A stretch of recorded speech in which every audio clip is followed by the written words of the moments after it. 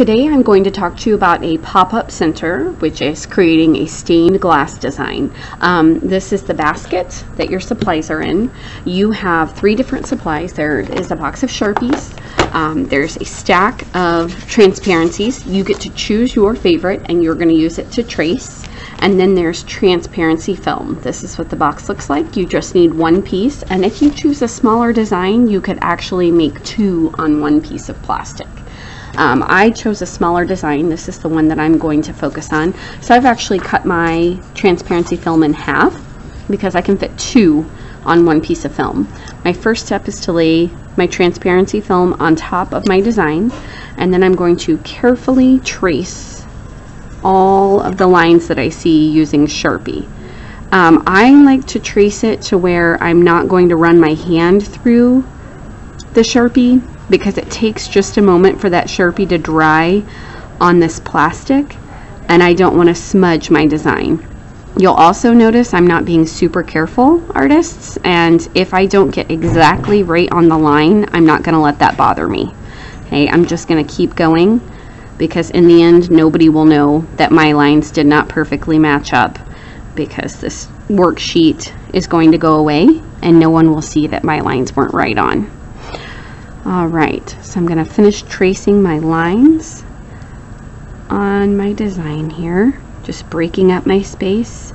And again, remember, it takes just a moment for that Sharpie to dry on this plastic, so I'm just being super careful that I'm not getting my hands or my fingers in that Sharpie, so I give it some time to dry. Come down the edge here and connect.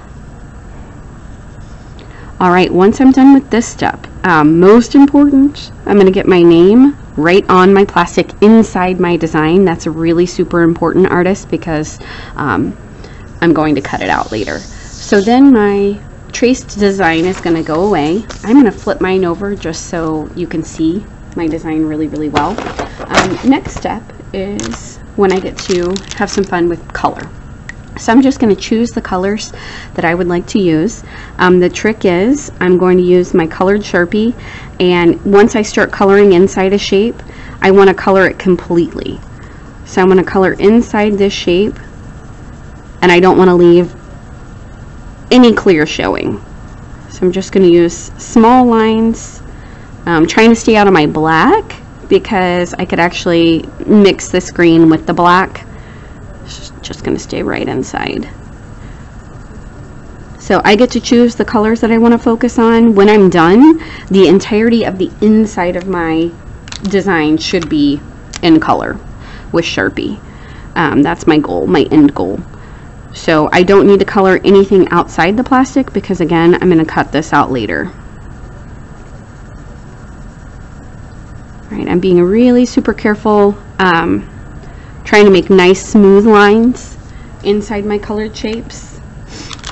Now, friends, once I have this entire thing colored, the very last step for this project is going to be to cut outside my line. I'm not going to finish mine because I don't want to waste your time just watching me color. I think you all are experts at that at this point. So I'm just going to carefully cut outside my design like so, which again is why it's important that my name is on the inside of my design.